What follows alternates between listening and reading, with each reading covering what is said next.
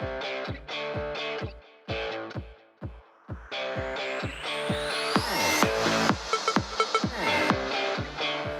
like to welcome everybody for coming to this session.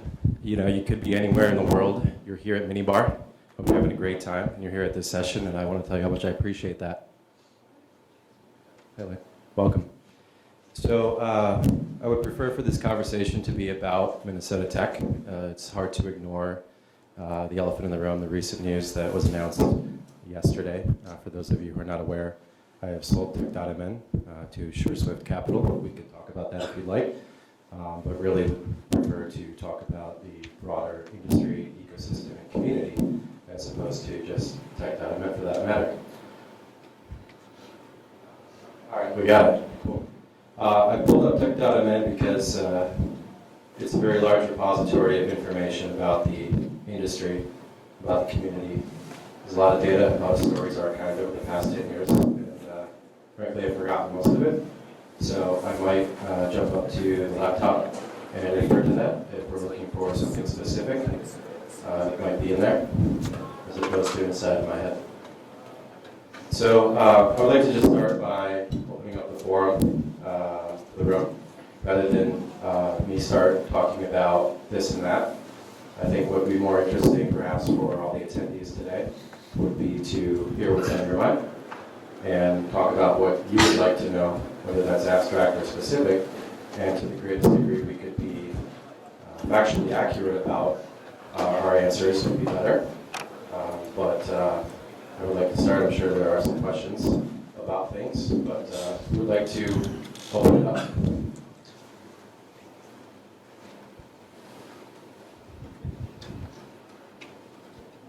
Well, to start with, are there any AV geeks in the room? Because we're getting a lot of voice feedback in the back. How about that? Better? Excellent, thank you. Feels better too. So I was in a session earlier and Target was one of the presenters in that session. I'm curious, what, I think he said they have like 3,600. I would think they would have more like 36,000. I mean, what's your take on their prospects or growth and thriving here in Minnesota? All right. I have no opinion about that. I really don't. You know, generally the larger the company, the less transparent, the less engaging, and generally the less specific they are, I found, about what they do, how they do it, why they do it. Target is no exception to that. There's many companies that also fit in that mold, so you could have said, 3,600 or 5,600 or 36,000. And I guess from my point of view, other than documenting, tracking what they're saying, I don't have an opinion about it. Does anybody else have anything they'd like to speak to that? Could you repeat the question, please? Repeat the question. The question was regarding Target's employment figures in IT, and I guess the prospects for them here locally or in the future. Yeah. Yeah. Versus competitors like Amazon. Mm-hmm. Well, there's certainly more qualified people to speak to that than me, maybe some of which are in this room. However, I don't have any opinion about that number or the future prospects, unfortunately. Yeah. Go ahead, Trey. So I met you at third place when you came to report on some event. I can't even remember what it was. So that was the first time. And that was, 10 plus years ago.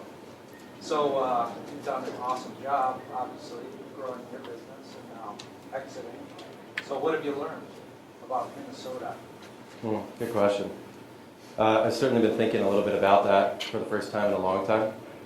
It's probably something I'll take to the blog if I have permission to do so, and open up a little bit more about after I can think through it a little bit more, and provide perhaps a better, thoughtful answer than anything I could speak to now.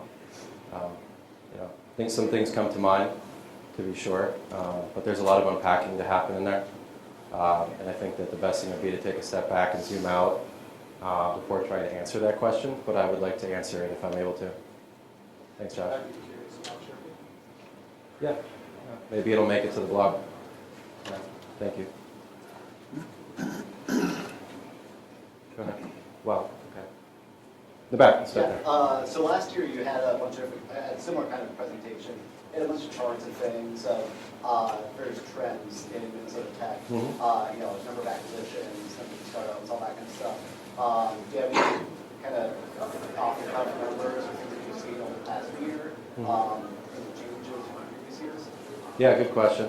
I guess back to the topic of this forum. I don't have that with me, to answer your first question. It is, perpetually being published. And will come out monthly, quarterly, biannually, annually, as our reports do.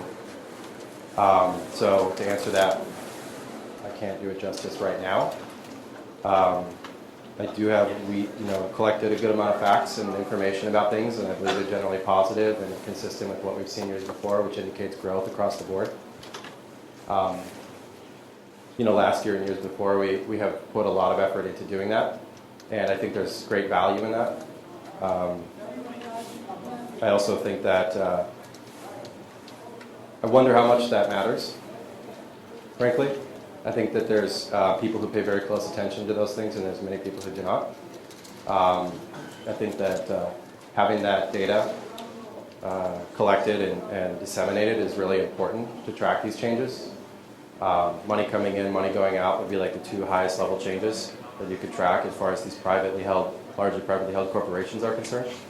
And those are good indications to look at. It's a great question. We'll be publishing some more stuff on that over the next couple of months. And I think with the new owner, there's an opportunity to do more of that with more resources behind it. And for those that are interested in tracking those sort of stats on a local level, it'll be there. But I don't have it with me today.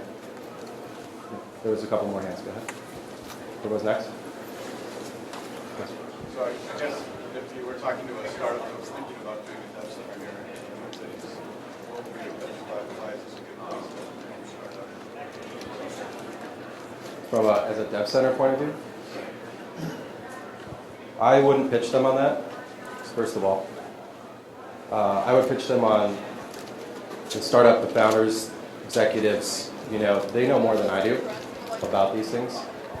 I think that there's great opportunity, obviously, from a technology point of view, to acquire resources, human capital being one of those resources that are instrumental to success. But I think that there's many other places in the world that it can be done, increasingly so. We're seeing more and more companies are not only being open to sort of a remote or having satellite office sort of stuff. I'm seeing statistically an increase in companies that have sister satellite offices or that maybe have a dev center here and headquarters elsewhere, or perhaps vice versa. So there's no one way to go about doing that. But without question, I think we all know who are in the room who have been paying attention to Minnesota that the human capital component is here, the resources and the talent is here. There's perhaps some labor arbitrage opportunities to take advantage of, and there's a lot of really, really intelligent people here to work on really big, exciting, scalable problems. So I think that I wouldn't pitch them on it, but I would encourage them to kind of form their own opinion based on the research and make a decision from there. Kind of along that idea, with the Amazon's promotion of their second headquarters, just hitting the states and big cities against each other. Obviously, Minnesota didn't really make much of a pitch. Does that help in terms of the idea of how would you do that in terms of sort of Amazon trying to? I'm not sure I understand the question. It's a good thing for Minnesota that we didn't promote ourselves really hard in terms of what we have to offer. It's just, maybe it's like a diamond in the rough. What is? Minnesota. I think part of it though is Amazon would require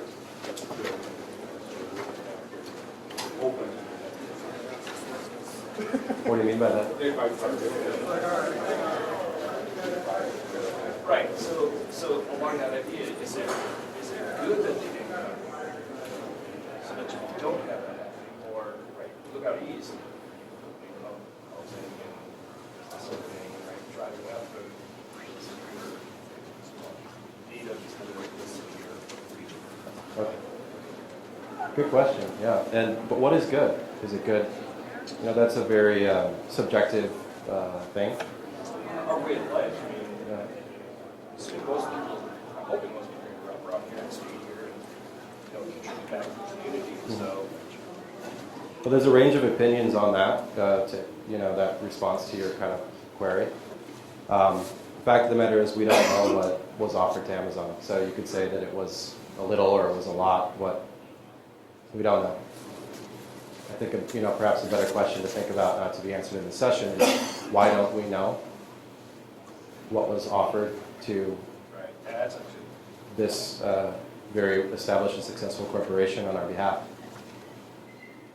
Until we would look at that, we couldn't judge it was too little or too much, or was it good or not. I think that the right outcome organically happened, but I don't have an opinion if it's good or not. I'm more interested in what would be the facts of the matter, and we don't know what those are. We don't know what was offered. And the state of Minnesota, in coordination with numerous organizations, have gone to great lengths to withhold that information from the public. See it as a problem. Would you prefer more transparency or less transparency? I think we all say yes to more. It tells us what our government's working on our behalf, or against us. Another question? So I was just wondering, you've been doing this for 10 years now. So over the 10 years, when you've been specific to the startups that you've been tracking and watching, what are kind of the key indicators that you've seen from the ones that are maybe still around now that were there in the beginning that helped them stay viable, stay around, maybe they've been acquired, whatever it is, but what are some of those key performance indicators that you've been noticing out of the startups that stay around and become successful companies? Okay. I would say that the number one characteristic is persistence.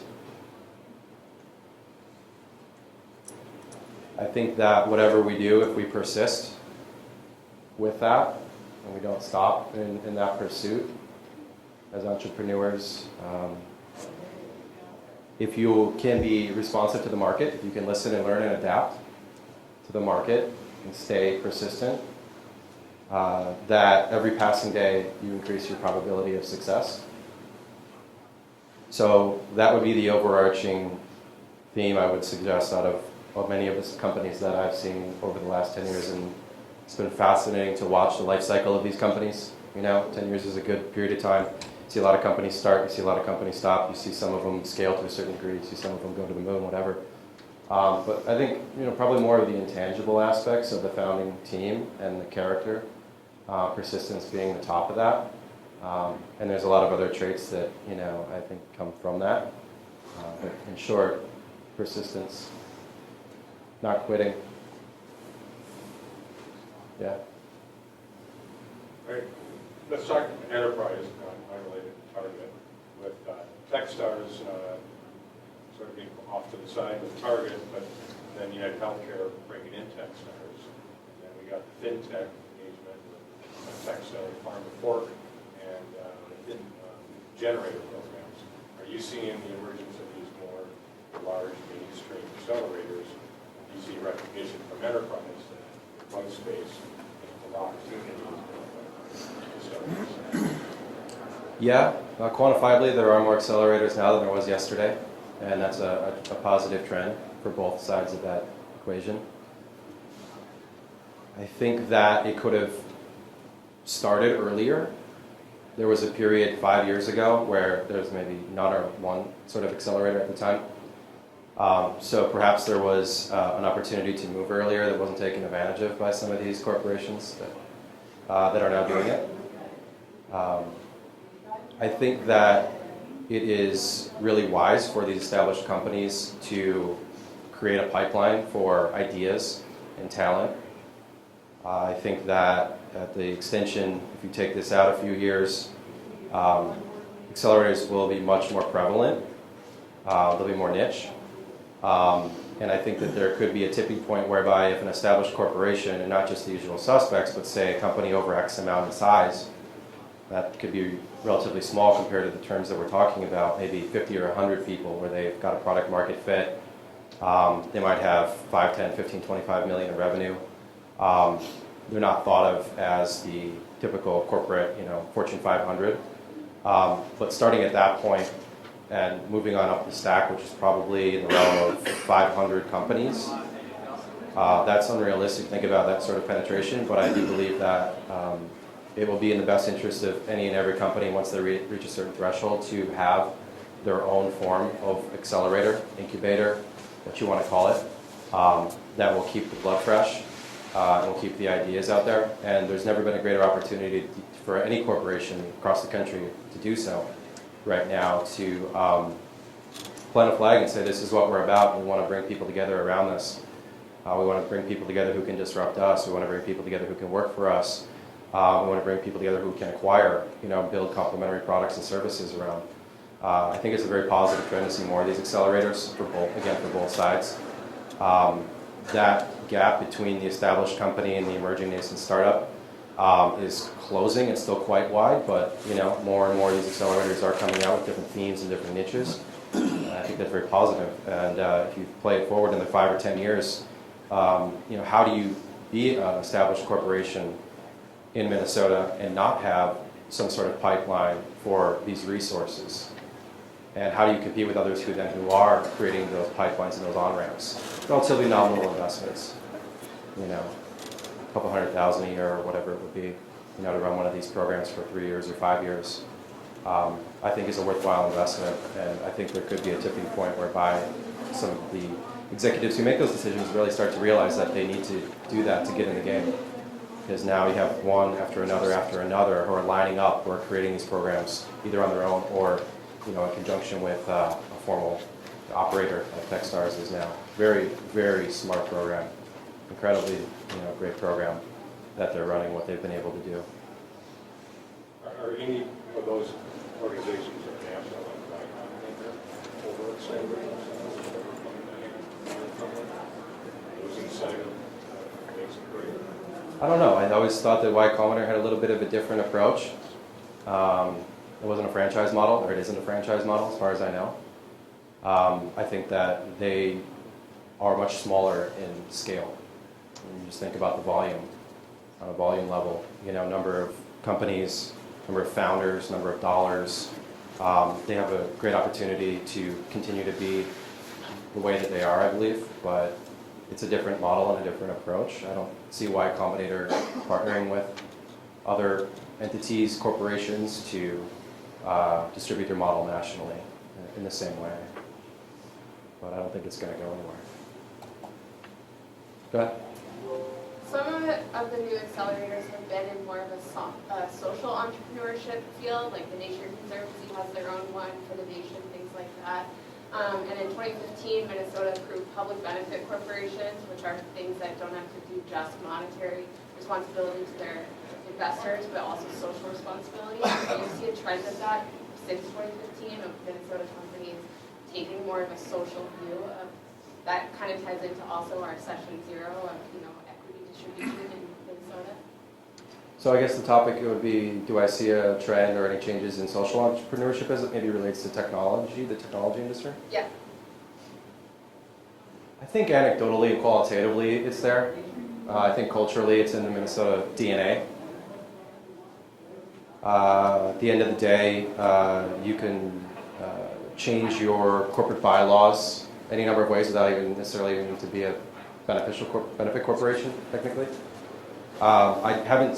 There are some that are technology companies and are also maybe B Corps or SBC Corps, which I think is really more of a function of internal governance than it is anything else. And if it makes an entrepreneur feel better about what they do and how they do it, that's awesome. However, at the end of the day, there's only one true way to measure the value that you create. It's money. See the emergence emerging trends that surprised you in the last year? Hopefully.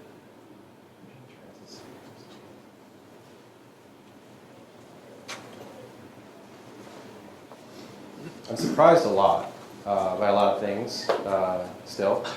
As far as the emerging trends are concerned, not at large, not in general, as on a trending basis. No.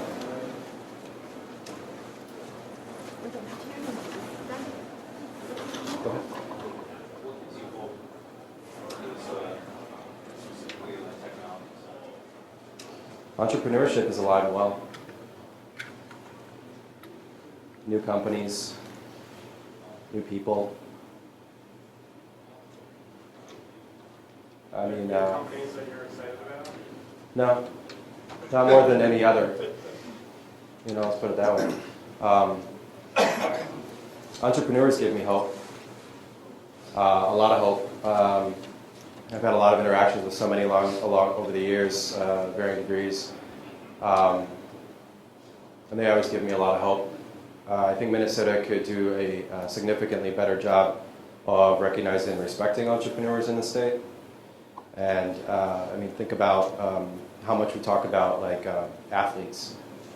I mean, great. I'm an athlete. I respect athleticism. I appreciate sport.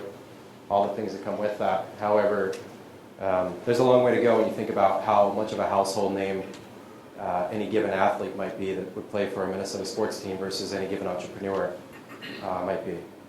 And I don't know if that's anything that can be resolved in our lifetime. But what do you think it would look like to get people more? I hear what you're saying, right? But what do you think it would kind of look like? Just like more articles in the Strip or something, or like what is it that would give? I don't know if we're going for true sports name recognition for our entrepreneurs or not, but like what would give them some more of that recognition? It starts from within. So I really think that it starts with the entrepreneurs themselves, giving themselves more credit and more respect. And from there, it's up to them to decide kind of how or where they'd want to take that. And if it's something that will become more mainstream in a broader cultural context, there's some natural points of friction that stand in the way of that, culturally speaking. Different regions, for example, are much more celebratory of their entrepreneurs than some others are. But I think it starts from within, and the entrepreneurs defining what it is that they want to be, how they want to be perceived, not just individually, but also collectively. So, I'm a firm believer that entrepreneurial communities are led by entrepreneurs. Therefore, I would say it's up to the entrepreneurs in that community to really decide how or where they'd want to take that. So whose jersey would you wear? You're a hometown boy. Who would you cheer for? Bizarre, Bill Gates, or Zuckerberg? I just wear my own jersey every day. And you got a platform if you want to sort of celebrate entrepreneurs. Who's made it big? Who steps in? The names are out there. One's got a museum, right? That's probably the closest thing to a household name for an entrepreneur in the state. Robot. Mm-hmm. Yeah, I wear his jersey. Yeah. We do compete against four teams, right? Not including football, but we have that working against us. We also have concentration of Fortune 500 companies. Companies like Optum is hiring 500 comp-sci graduates a year, right? That sucks some of the wind out of the entrepreneurial sales goals, right? Talent is easily sucked into these corporations. It sure is. They also have a $600 million venture fund that offsets that. That's global in scope. And do they do a disservice because of having that many commas in the fund of not paying attention to $100,000? Perhaps, but now their,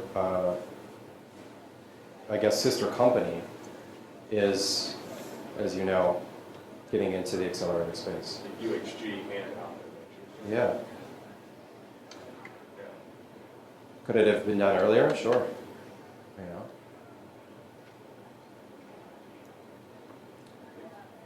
Is that, do you ever see any evidence that creates an earlier exit when the large corporations can acquire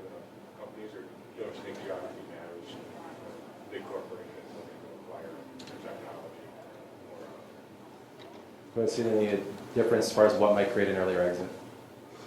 Having an accelerator program? No, meaning that a startup doesn't become its own, control data all over again because it's sucked up. Sure. Yeah, I mean, the acquisitions are definitely coming downstream, which is great. I think it gives an awesome opportunity for entrepreneurs to perhaps the first or 2 or 3 go-arounds achieve liquidity, learn, take a step back, have some capital, and get back into the game, and then go to that next level, whatever that looks like. And some entrepreneurs from the onset are adamant about selling. They want to build a company for life, and I think that's as admirable as it is selling a company in 1 year, for $100,000 or whatever, a nominal amount. But there's many ways to do it, but I think what you want to look at is people who are getting back in if they are exiting. And there's about 15 to 20 right now repeat entrepreneurs that we've been tracking, and they're coming around. They're going for bigger things now, naturally, which is great to see. Entrepreneurship, I think, is for everyone that comes back in after they would have an exit. Let's say if it was an early exit, there's 2 or 3 or 4 that exited that aren't getting back in. It's an interesting way of living, and it's not for everybody. And even those who have done it know too much, and then maybe decide that they don't want to do it again, right? But there are those that are coming back and are living and learning through those experiences and taking the resources and doubling down or tripling down again on something that could be, here to stay in 100 years, let's say. So you alluded to it. Do you see a character difference in the people that are making a difference, that they're not thinking of exiting right away from the beginning, that they just want to do something really cool? Okay, good question. One of the questions that I ask entrepreneurs and founders when I interview them to get a sense of where their head's at, right? What is their sort of vision? And there's a couple key things you can look at. One is like, is your success, and maybe I don't explicitly ask this, sometimes I might, but I can kind of get a sense, but it's like, is your definition of success in your pursuit contingent upon raising investment capital? Is one way to look at it and get a sense of odds. Another way to look at it is to understand like how much money is a focal point and a definition of success versus maybe it's not. Like might kind of help gauge like why are they in this? What are they in this for? And I think that we've all come across people in our lives who are very money motivated, respect. But what I tend to see in a kind of just an anecdotal sense is the people the entrepreneurs in particular that carry themselves that way or maybe speak that way or design their model that way, whether it's about fundraising or whether it's about exit. It's really difficult. What I found for entrepreneurs, many of which are in this room, as you know, is when push comes to shove, it's very difficult to justify what you're doing around a potential future return and reward that A, may not exist, but B, is strictly based on some sort of monetary gain. It's sort of like the ends justifying the means sort of a thing for entrepreneurs, and many of entrepreneurs perhaps get into business for themselves or start a company because they're money motivated, and I think that's very healthy. But you can listen and learn a lot from getting a sense of how much they might care about the problem that they're solving. It's more important than how money hungry they are. And the same would be said for if they're going to if it's about raising money or not. That's great. There's certain companies that are designed and set up that way. But if your success as an entrepreneur is contingent upon raising investment capital, whether that's angels or VCs, your likelihood of success is dramatically lower.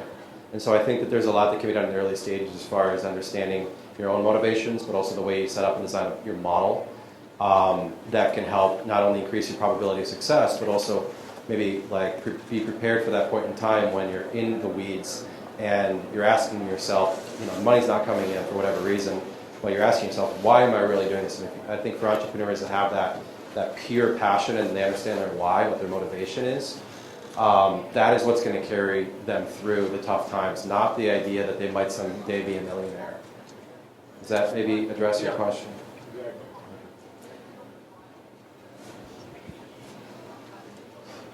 What do you think of about the diversity of the companies that are being started as far as what industries they're in. I know we have a lot of health tech and med tech in our startup space. Mm-hmm. I love it. Diversity is a big word with a lot of different meanings. I look at diversity of ideas, diversity of companies, and diversity of skill sets in particular. And one of the things that we do publish typically at this session or consistently on the site is where is the money going? What we call clusters, where is money going? I think that if you look at that on a quarterly or an annual basis, there's certainly some clear standouts to your point. Health tech, fintech is another one of them. E-commerce is really big in Minnesota as well. The list goes on as far as that. But when you look at that pie chart and look at maybe the colors might be associated with that, it's brilliant. It's beautiful. Because there is a lot of diversity in Minnesota, even though it has this strong, healthcare, health tech, med tech background, and for future for that matter. It's really good to see a number of companies that are succeeding in a number of industries. Now, what I will say is, as you all probably know, we're very B2B enterprise focused, like 9 to 1 as far as the customer segment is concerned. So there's, that's very skewed insofar as companies that are selling to other enterprises, selling a product or services to other businesses versus that are selling direct to consumer. That extreme, that to me is something worth looking at and understanding more about, but it's very heavily concentrated in a B2B way.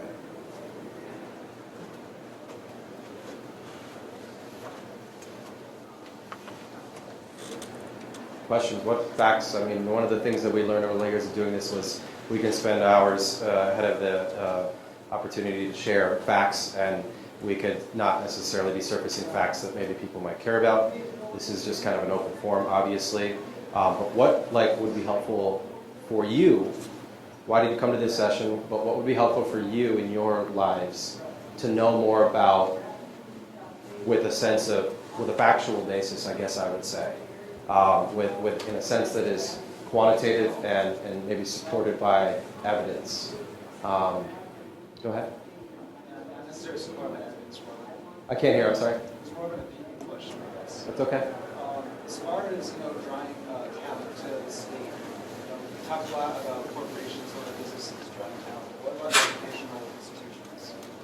Considering that Minnesota historically has had more of a liberal arts education, and most of our really known schools are more focused on liberal arts.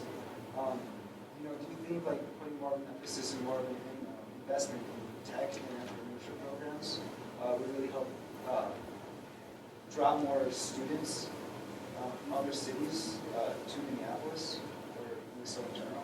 Absolutely, yeah. Another conversation for another day, or if somebody wants to go down the rabbit hole, we can maybe understand more about the opportunities that the youth has to get involved in either technology or business. And I think in both of those aspects, which complement one another and coexist, there's an opportunity to do a lot more in Minnesota at a younger age. That's something that I think is slowly turning around, turning over, I guess you could say, but it has a long ways to go, I think. And there's certainly probably many other states, regions, areas that are ahead of us in that regard. But to be teaching technology skills and business skills earlier in life, I think would benefit all of us. When it comes to the business side, which I could speak more to than technology in particular, there's definitely a lot of business management sort of programs and opportunities for people to get business degrees and graduate degrees in business. There's no replacement for real world experience. And so looking at a lot of those programs over the years and seeing many of you have been through them, or many founders have, entrepreneurs have, why the curriculum and grade is not based on actual real world results is beyond me, because nothing is more important than that. And there's theoretical and there's applicable ways of learning things. The fastest, best way to learn something, in my opinion, is through the application and by going through it yourself. So the business schools, could do a better job, I think, of not just preaching business 101, which is a great things to know, but also just saying, get out and do something, start something. Here's how you incorporate a company in the state of Minnesota. The first, test is to start a company, file articles of incorporation, build a board, to go through these things, get up there and get out there earlier, in both regards. Coding as well. There's plenty of options right now that exist to get kids into coding sooner. That could and perhaps should be taught at an earlier age in public education environments. Why it's not at this point blows my mind. And I think it's a huge missed opportunity, misallocation of resources and energy to be focusing public funding on anything other than that, 110% at this point. By the time we've all grown up, to a certain extent, growing up, we're much more set in our ways, and to learn these things becomes a little bit harder over time. Life kicks in. Maybe you've got student debt. Maybe you've got a family. Maybe you've got things that get in the way for you. Really being able to allocate the time and energy it takes that you once had, where you could have immersed yourself in coding, or you could have immersed yourself in business when you were naive and free and curious about the world. So I think the more time that passes, the more that opportunity is missed.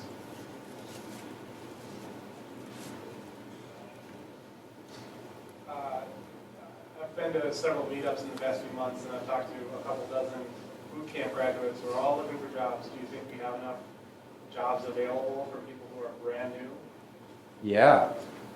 I think that some companies do a great job at creating the programs that allow anybody who wants to be a part of their company an open door. Many companies do not do that. I'm a college dropout twice, actually, and it blows my mind to still think that when something as simple as job requirements and on a listing would say, degree required. That's archaic, that whole concept. Anybody who's writing that, who's thinking that, companies that operate that way, will feel pain until they change. And I do think that there's a lot of companies out there that have open doors and ways to bring people in who genuinely have skills, which not everybody does, and genuinely want to be a part of that company, that organization, want to solve that problem. And I think that as the competitive landscape for people, labor, human capital, talent, whatever you want to call it, increases, as it does, as it will, because there's more companies starting and more scaling all the time. That's a byproduct of having a burgeoning, blossoming tech industry, is now all these companies are competing against one another in a number of ways. With that said, I do see and identify some companies that are doing a great job of being present in the community at the meetups, for example, sponsoring meetups, sending representatives to meetups, showing up to meetups, starting meetups, and have opened up and are flexible in regards to the traditional ways of hiring. So I absolutely think that for anybody out there who wants to get into the industry, there's absolutely never been a better time. You can pick and choose your cluster. You want to be in health tech, you want to be in IoT, you want to be in fintech, e-commerce. You can pick and choose your company based on, are they garage door and basement, are they publicly traded? There's dozens in between that. And it's a great opportunity for people who know what they want. One of the things that maybe some of you might not be aware of when Tech.Admin started, it came organically out of a spreadsheet. And my goal in the early days was not to start a tech blog and be a blogger for 10 years, but it was more to build a spreadsheet of companies that would fit certain criteria that I could perhaps work at. That information wasn't being collected, it wasn't being distributed, it just wasn't there to find. And so I had a really hard time seeking employment in the technology industry in 2009. Because there was no transparency into the market. And when you have transparency into the market, people can do amazing things with that data, with that knowledge, and the least of which is somebody who wants to get into tech can really pinpoint down to maybe 5 companies where they feel that they belong. And if they approach those 5 companies in the right way, the right attitude and mentality, there's a really good chance that they're going to have 2 or 3 offers and opportunities, regardless of their skill set. If you really want to do something, you show up and you do it. And you be persistent with that, whether that's your own business venture or whether that's working for somebody else's.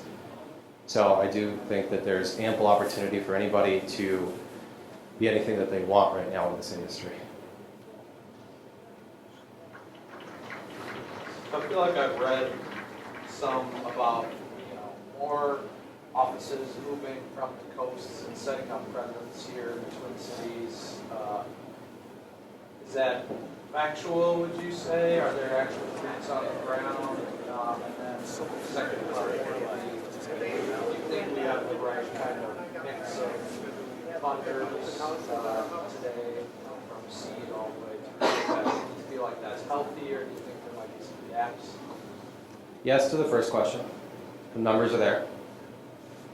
I think that to add to the numbers, what precedes that is the emotions and the emotional energy and enthusiasm that I'm hearing from companies that are establishing offices in Minnesota, or maybe they're moving a headquarters, or maybe it's just a dev center or a satellite biz dev office, doesn't much matter. Those that are choosing deliberately, given the options of going anywhere, to plant a flag in Minnesota, are doing so for the right reasons. And that starts with the emotional, and it blends into the logic, which is does the math add up, or the economics there? And currently, yes, it does make sense for a number of reasons, I think, to do that. To your second point about capital, maybe stages and flowing, always room for more capital, but not all capital is created equal. There's smart money and there's dumb money. Smart money comes from people who have earned the money and who know what it takes to earn the money and who treat it like they earned the money. Dumb money comes from people who have never earned the money. Those two types of dollars are not created the same. And I think it behooves any entrepreneur to understand the differences between smart and dumb money, and only seek smart money. You want smart people around you. You want people who are going to scrutinize you, and from an investment point of view, people who have your back and who are putting money into your company to treat you and to treat it like a company, like an investment, and not philanthropy, and not charity, not handouts. Those dollars get treated differently, as you probably are aware in your own experiences. So yes, there's money there. There's always room for more smart money. Dumb money changes the game up in a number of ways. It could be good or it could be bad, depending on how you look at it, but it does come with trade-offs.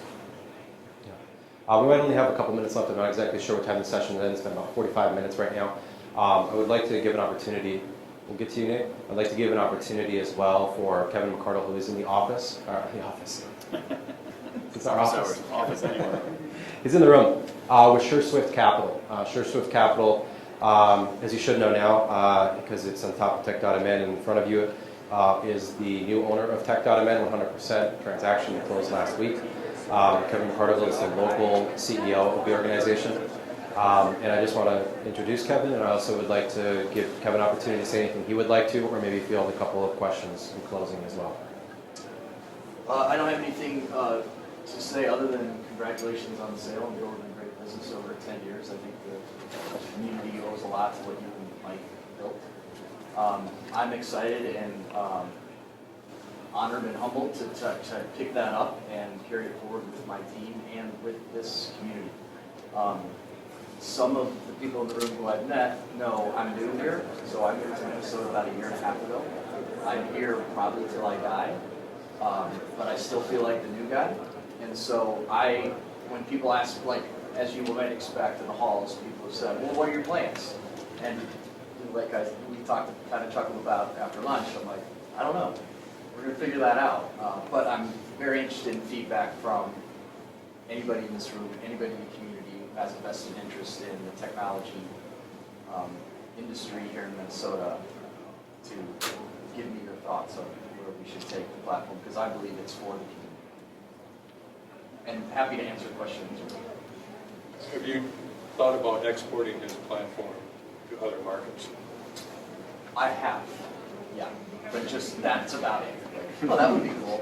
And how to do that, I'm more focused on just make Minnesota great first, and then kind of think of export.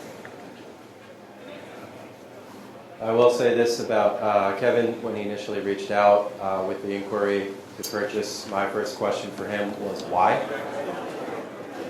Short and sweet. And he answered that question the right way. So what brought you to Minnesota? A girl. Yeah.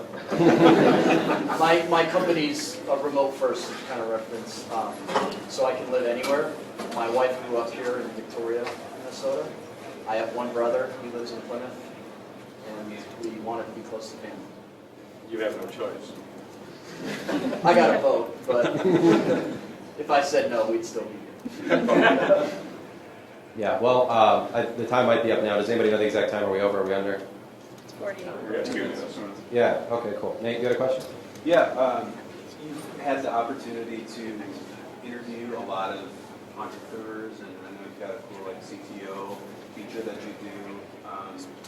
And I'm just wondering, over the course of time, is there a common resource, or like it could be a book or something like that that successful founders continually mention? Do you see a pattern for entrepreneurs in the room? Not a silver bullet, but just like maybe a common thread that you could recommend? I would recommend only listening to other entrepreneurs. That's it. Everybody has opinions, right? Internet's full of them.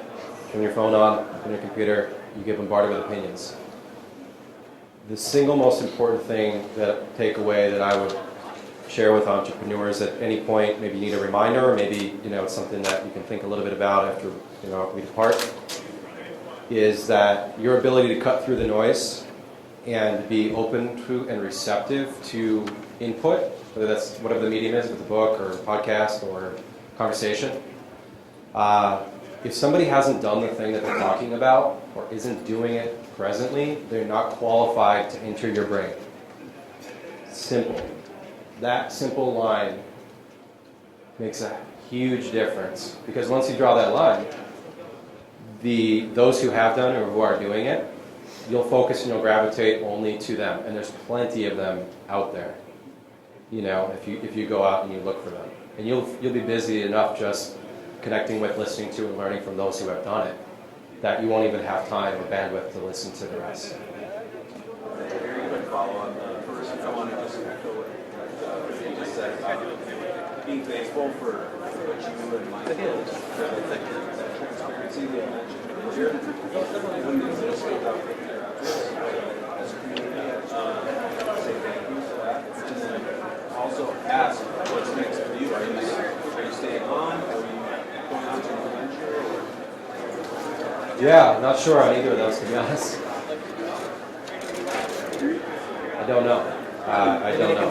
It's all, happening so quickly. There is no premeditated answer to that whatsoever in any which way. And I like it that way. I fell into Tech.MN very organically, going back and wiping the slate. I'd like to do the same for whatever comes next. And I thank you for the kind words, and I thank you for coming to this session and reading Tech.MN. Thank you, Jeff.